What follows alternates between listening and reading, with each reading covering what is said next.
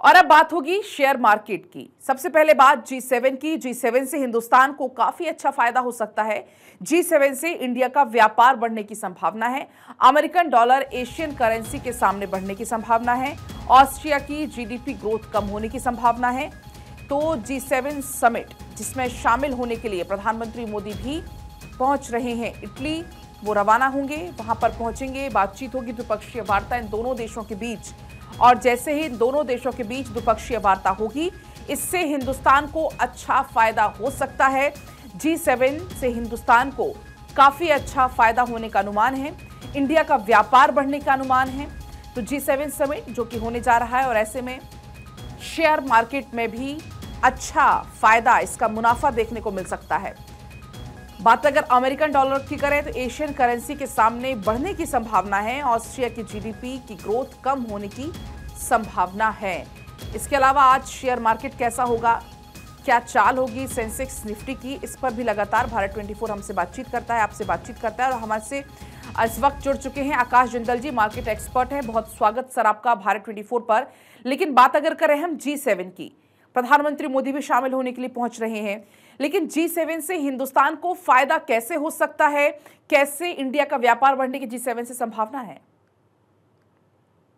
देखिए, G7 एक ऐसा समिट है जिससे व्यापार ही नहीं, ओवरऑल बेसिस पे इंडिया का इंपॉर्टेंस बढ़ने की संभावना है। इसमें कई तरह के जो है ग्लोबल इश्यूज को उठाया जाएगा।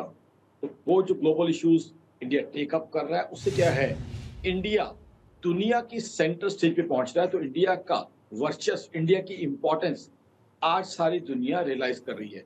जो एक विश्व गुरु वाली बात है, वो हिंदुस्तान के साथ हो रही है, और हिंदुस्तान तरक्की कर रहा है, और हिंदुस्तान की रिकॉग्निशन दुनिया में सब जगह हो रही है।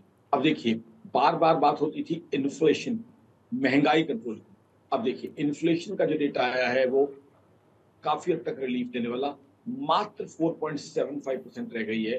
तो हिंदुस्तान में महंगाई भी जो है अब पहले के मुकाबले भी कम हुई है।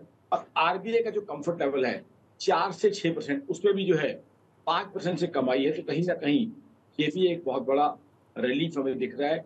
अब अमेरिका जैसी इकोनॉमी जो है महंगाई से परेशान है, यूरोप की ज्यादातर इकोनॉमीज महंगाई से परेशान है, तब भी हिंदुस्तान, इतनी जनसंख्या होने के बावजूद भी हमने अपनी महंगाई को कंट्रोल करके रखा हुआ है। मेरे हिसाब से हमारी सरकार को डेफिनेटली क्रेडिट मिलना चाहिए। जिस तरीके की हमारी सरकार ने बहुत बढ़िया प्रैक्टिकल पॉलिसीज बनाई हुई हैं। और अब आप बात कर रहे हैं ग्लोबल ट्रेड की, G7 का इंपॉर्टेंस तो अपनी जगह हाई है। उसके अलावा भी काफी एफडीआई अब हिंदुस्तान में आने की संभावना रखती है। अब एफडीआई आएगी तो उससे एम्प्लॉयमेंट अपॉर्चुनिटीज और पैदा होने की संभावना दिख रही है। फेड के अंदर क्या हुआ है हमें सब पता है, हम सबको पता है। फेड के अंदर रेट ऑफ इंटरेस्ट नहीं कम किए गए हैं। अब उसका इम्पैक्ट क्या होगा, जो अगर रेट ऑफ इंटरेस्ट कम हो जाते तो यूएस के अंदर बाइंग और कंजम्पशन बढ़ जाती, जो कि नहीं बढ़ी है। तो कहीं ना कहीं हिंदुस्तान अगेन दुनिया को दिखा रहा है, क्लियरली डेमोन्स्ट्रेट कर रहा है कि हम दुनिया की फास्टेस्ट ग्रोइंग इकोनॉमी है, बड़ी इकोनॉमी में से, और उसका फायदा हिंदुस्तान को मिलेगा। एफडीआई की बात कर रहे हैं, व्यापार बढ़ने की बात कर रहे हैं। एफडीआई हिंदुस्तान बहुत आएगी, व्यापार बढ़ेगा। अब तो सेमीकंडक्टर मैन्युफैक्चरिंग में भी हिंदुस्तान बहुत तेजी से आगे बढ़ रहा है। सेमीकंडक्टर तो हर इलेक्ट्रॉनिक आइटम की चिप होती है, आत्मा होती है, चाहे मोबाइल फोन हो, चाहे कार हो, चाहे एलईडी सेट हो, चाहे लैपटॉप हो।